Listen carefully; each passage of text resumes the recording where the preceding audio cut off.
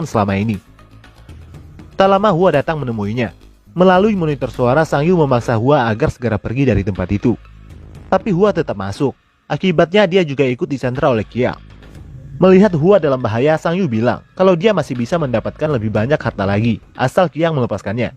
Qiang yang dari awal sudah penasaran berniat mencari tahu seperti apa pekerjaan Sang Yu sebenarnya.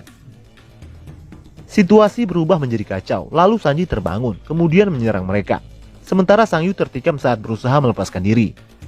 Lalu Qiang mengeluarkan pistolnya. Beruntung Sang Yu, Hua, dan Sanji sudah berhasil keluar dari ruangan itu. Keadaan Sang Yu sudah semakin sekarat, dia bahkan tidak mampu berjalan lagi.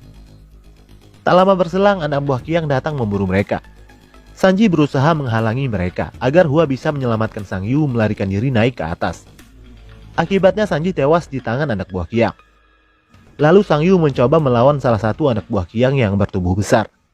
Namun gagal, Sang Yu justru semakin sekarat. Lalu tiba-tiba Sang Yu kembali ke alam bawah sadarnya, berada di sebuah istana batu yang telah usang dan menjadi puing-puing. Lalu ada kilas balik, menunjukkan proses dari Sang Yu miskin hingga menjadi kaya raya seperti sekarang. Lalu Sang Yu mulai menyadari kalau semua yang dia alami adalah balasan dari keserakahannya selama ini, menggunakan kekuatannya untuk memperkaya diri. Sang Yu berusaha kembali ke alam nyata dengan mengucapkan kata "aku hanya bermimpi", tapi tidak berhasil. Dia terjebak di alam bawah sadarnya sendiri.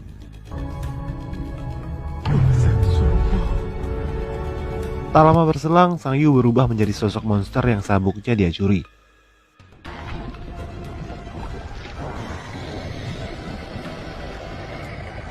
Lalu dia memecahkan dinding batu yang menghalanginya untuk masuk ke alam nyata.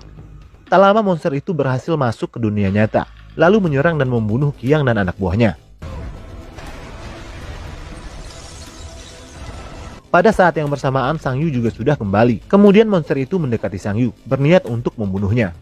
Lalu Sang Yu mengucapkan kata "aku bermimpi", dan tiba-tiba Sang Yu kembali ke masa lalu. Secara bersamaan, benda-benda yang dia jual selama ini juga ikut lenyap. Karena Sang Yu kembali pada saat dia berada di depan minimarket, ketika Hua berniat untuk menolongnya. Dari sini Hua membantu Sang Yu menata hidupnya kembali, menjalani kehidupan yang normal seperti biasanya. Sang Yu berhasil sembuh dari masalah tidurnya. Pekerjaannya sebagai penulis naskah juga semakin membaik. Suatu hari Sang Yu membeli martabak si Patua. Lalu Patua itu mengembalikan uang yang sebelumnya diberikan oleh Sang Yu. Ternyata Patua tersebut juga pernah mengalami apa yang dialami oleh Sang Yu, menukar jiwanya demi kekayaan. Menyadari itu Sang Yu terlihat kebingungan, lalu film pun berakhir.